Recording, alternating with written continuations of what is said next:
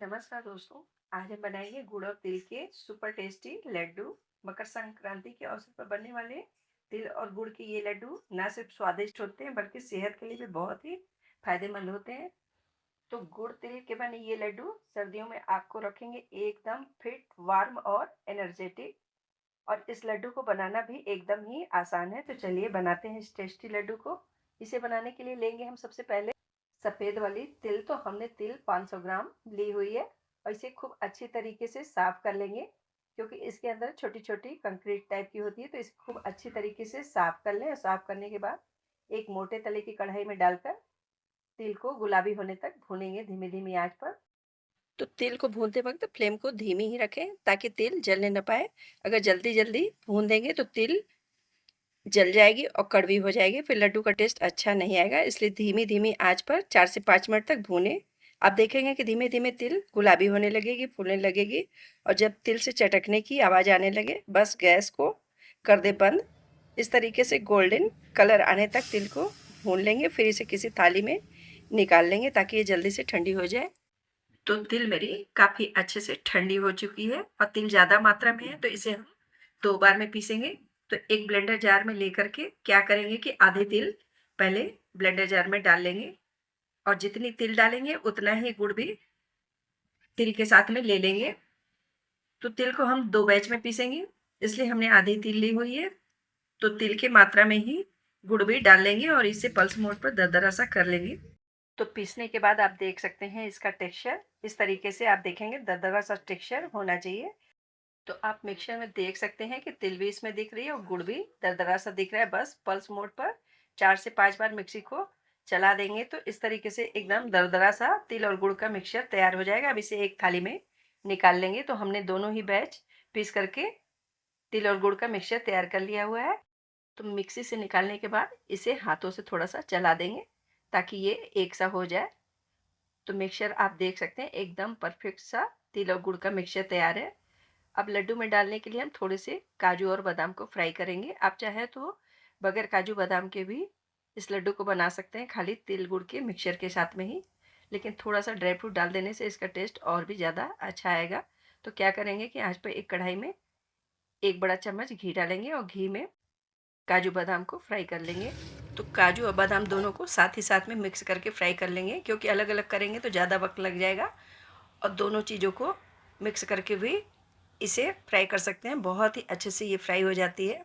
तो 2 से 3 मिनट का वक्त लगेगा धीमे धीमे आंच पर। आप देखेंगे कि बादाम थोड़ी थोड़ी फटने से लग गई है इस तरीके से। काजू बादाम को गुलाबी होने तक फ्राई करके इसे एक बाउल में निकाल के रख देंगे ठंडी होने के लिए।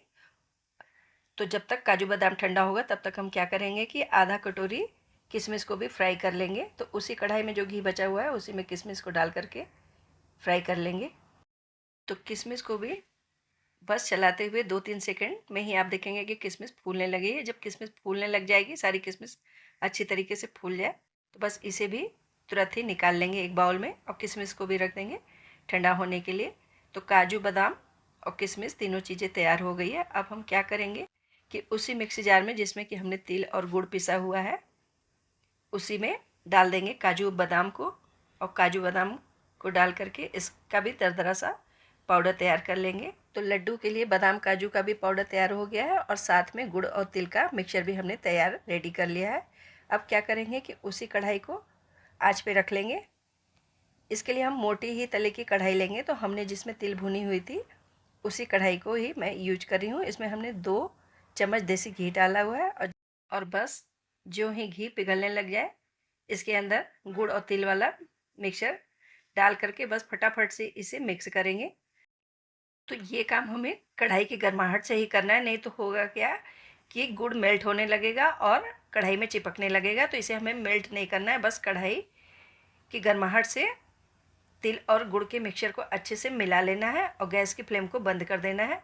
तो घी ज्यों ही पिघलने लग जाए तिल और गुड़ का मिक्सचर घी के अंदर डाल करके गैस की फ्लेम को बंद करके ही इसे मिक्स करें, नहीं तो नीचे से कढ़ाई में तले में ये चिपकने लग जाएगा। और लड्डू में फ्लेवर अच्छा है इसके लिए डालेंगे इसके अंदर में 1 चम्मच पिसी हुई इलायची का पाउडर।